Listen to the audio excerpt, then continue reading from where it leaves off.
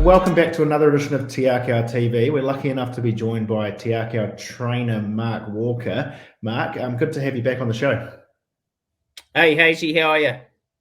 Good, thank you. Good.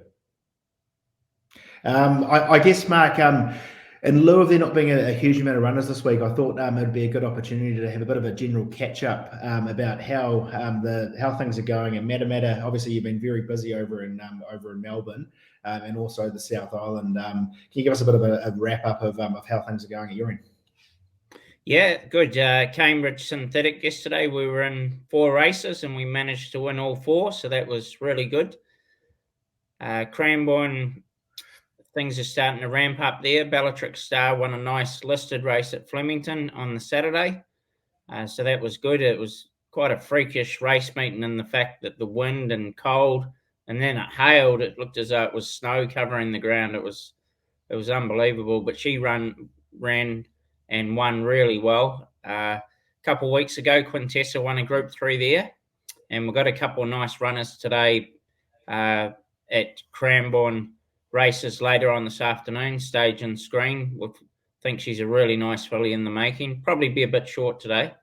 And then we've got a 3-year-old gelding called Truth or Dare that's in a maiden mile, and we're hopeful of getting to the Derby. So, no, busy enough there. And then, of course, the South Island's been in great form. Hunter Durant and his team have really got things going nicely. There's a pretty nice 3-year-old colt win down there called Age of Discovery in the weekend that we've got high hopes for. So, no, things are pretty busy everywhere.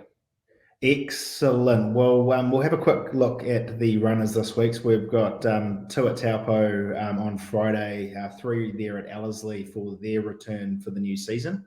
And then we'll have a look at one on Sunday there at Flemington as well. So I guess just quickly, those first couple at Taupo, we kick off in race number 7, the Bell family, rating 65, 1100. Egyptian Queen, she was there or thereabouts as a 3-year-old filly. How she progressed towards her 4-year-old season?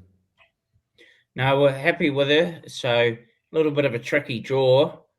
It depends on the weather down there, but it should be a genuine, nice, sort of soft track, I would think, with the jar out of it. So if she has any luck from the draw, she should be a good each-way chance, I'd think. Excellent. And Merlossi has been in the placings the last 3 starts. Draws barrier 2 with Vinnie Colvin on board. Yeah, he's just up out of a rating band of 60 to a 65, but he's a little bit unpredictable. But his last run, he got home well. So just have to see how he goes in the upper rating band. Excellent. Over to Ellerslie there on Saturday. So we kick off in race 6, the head to trackside.co.nz mile, rating 75 benchmark. Cognito draws barrier 4, has the services of the apprentice Tristan Moodley on board. How's he going into his new campaign? Yeah, just a bit frustrating. We've had trials cancelled because of the weather, and ideally he'd be in a 1400, but we just couldn't find one on a reasonable track. So you just have to take him on trust a little bit. He will improve fitness-wise. And what you wish for, he won really well at Taupo first up, and then we scratched out at Te Rapa the other day because of the heavy track. And he ran a commendable race in the Derby at Ellerslie, so he's had that experience on the track. He should be a nice each-way chance.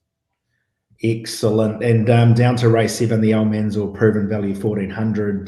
Campionessa comes into this race against, I guess, last season's champion 3-year-old and Orchestral.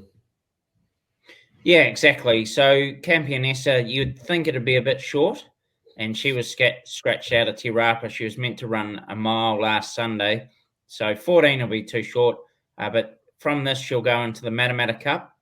But the race should really watch her out for is the Livermore, which is a week later after the Matamata Cup. So we're just sort of, these are fitness runs to have a spot on for the Livermore, which we think she can be very competitive in.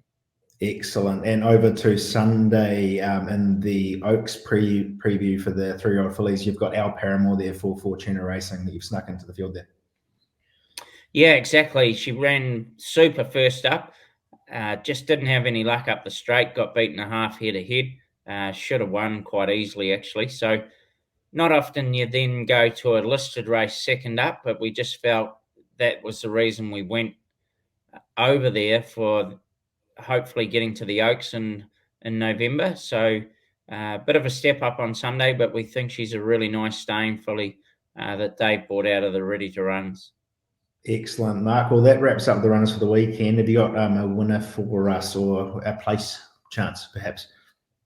I think today I'd probably go Truth or Dare at Cranbourne.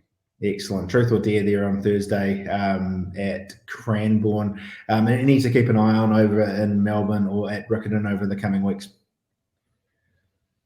We've got some exciting gallopers.